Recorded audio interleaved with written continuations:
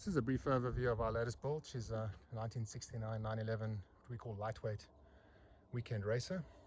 The car is based on a 1969 911T. There are a number of upgrades over, well, the course of our build, and in fact a previous owner of the donor car. The car originally certainly didn't come out of the 2.7 litre motor, which is what she currently has. We'll touch on that in a second. First, let's have a look at the exterior. So what's important about, I guess, all the 2.7s that we build is they have stock standard F series bodies. You know, before they broadened out to the G series in 74. But what's important about these cars, and it's exactly as per the spec on the 1973 RS, is they have a G series rear fender and F series front fender. Gives it a slightly more purposeful stance. This is 100% spec to that.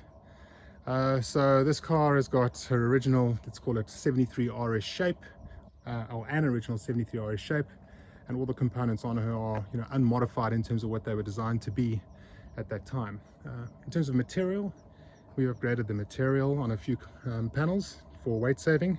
She's got a carbon deck lid, bonnet, depending which country you're in, carbon front bumper assembly, and in fact, after a lot of work, she's also got a carbon rear bumper assembly, not a single piece, so it's a 3-piece rear carbon assembly. So that's the center valance and the left and the right bumpers are made out of carbon, including their respective brackets and so forth.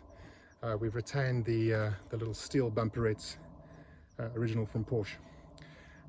Okay, so the reason we go for carbon panels on these cars, we don't do it with all of them. This gives us a slight performance advantage. Obviously they're a little bit quicker off the mark. They've lost a few kilograms, especially up front with the bonnet.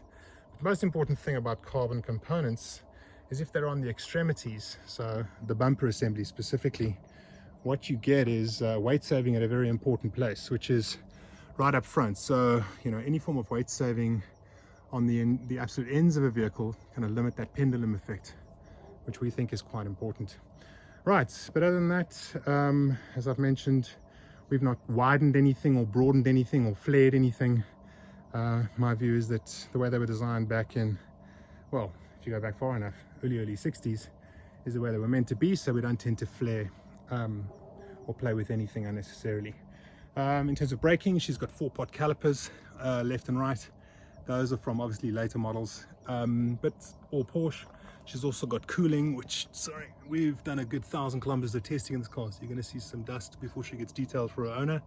She's got additional radiators left and right in the front wheel arches, wheel wells. So there are in fact 3 oil coolers in this car. The original is sitting on the motor at the rear, then the 2 radiators left and right, then the oil runs around the car. There's no front radiator, which is what often gives away these RS clones. The heating kind of, or rather the oil then runs through the channels within the car.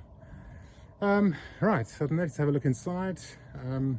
Just to carry on with the weight loss theme, this car is fitted with our carbon racing seats. The buckets are kind of made locally by a carbon specialist, and our trimmer then undergoes the process of trimming these seats, which includes the pouring of the foam and obviously the trimming of the leather. There's a massive weight saving in these seats, but aside from that, the degree of comfort is extraordinary. It's just a wonderful seat to drive in on, even on a daily basis. And of course, from a racing point of view, you know, it gives you support that you simply will not get. Certainly not from a seat that came in the late 60s, or even the Tombstones, which we sometimes spec. You'll also perhaps notice the car's been set up with 4-point racing harnesses. Those racing harnesses are optional. You can flip them over and not use them. Or the owner will in fact, you know, the owner will make this decision, or in fact use the standard gravity belt, which works in the usual way. So we find that, you know, kind of flexibility quite nice. You know, I don't know if this car is going to be raced hard throughout its life. It's certainly capable of doing that, but it might end up at the odd hill climb, you know, club race, etc. Then you want to strap yourself in, or I don't know, if the kids are late for school, you might want to giddy up. What else is special in here? We've got a 73 RS with steering wheel. So that's a 360mm, so it's slightly narrower gauge wheel from a 73 RS. In fact, it's an original wheel from a 73 RS. Same wheel is shared with the 914, interestingly enough. That's a very special piece of kit. Other than that, what's also fairly interesting and worth mentioning is the Heuer dash clock, in fact dated 69, very special piece of kit, and something which we chatted to the owner about, which just a very nice touch, which we quite enjoy. Okay, that's from an interior point of view. Most people will be familiar with kind of how we set our cars up. We've got a very specific leather which we use. I'm very happy that we chose black for this car. It was a decision which we took mutually with the client. There's just a lovely simplicity to it. Should we have a look at the back, see what keeps it going? So back here we've got a, as I mentioned, she's a 2.7, in fact she's a 2.8 litre, so also a very common, very popular upgrade at the time, taking even the 2.4 litre cases, boring them out to 2.7, even to 2.8. Leaves you with a really wonderful high revving motor with a lot of torque, especially at 2.8. It's got a nice aggressive cam, it's got an S cam, standard downdraft carburetors. We could go PMOs, but we've kept these as the originals, obviously fully refurbished. This car's got the most wonderful sound, which we'll do in a second, and a torque curve that I just simply can't replicate. You know, it's interesting, we build all of our cars to a fairly similar spec, but it's remarkable how different it is that they behave and how different it is that they sound. So yeah, they're like children, I guess, and I can't say one's better than the other. But goodness me, this one sounds and drives particularly well. Let's start her up, shall we? Have a little listen. She should start okay.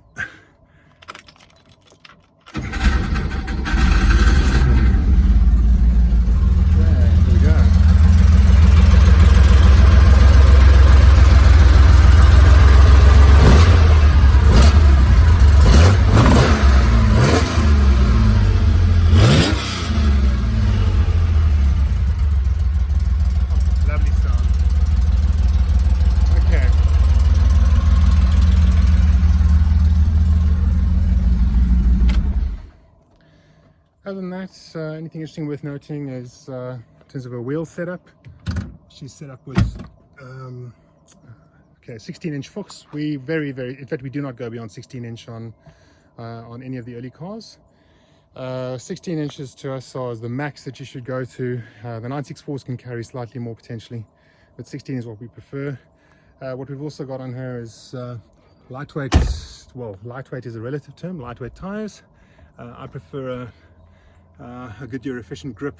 The spec on this tire, if you're interested, is let's just make 100% sure, a 225/50 16, and on the front we've gone slightly narrower than what is the normal spec, which also gives you a slightly more aggressive stance that you may have noticed, and that ends up being a 205/50. So obviously what you're talking about then is a narrower profile slightly on the front versus the back.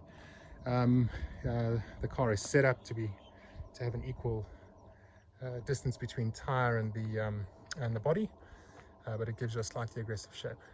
Lightweight tire, it's got a slightly shorter rolling diameter to normal, gets her off the mark quickly, and that's something which I prefer, and we've done a bit of research into tires for the likes of hill climb. So I think that's pretty much covered things off.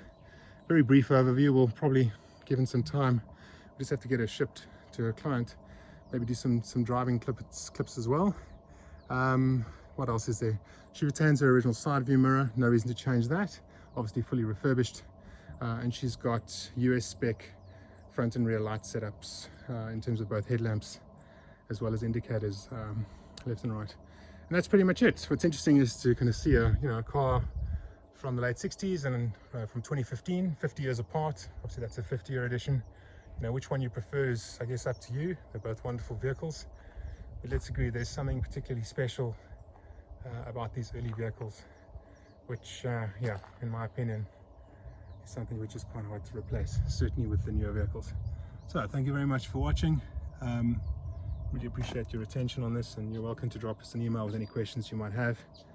And yeah, happy driving.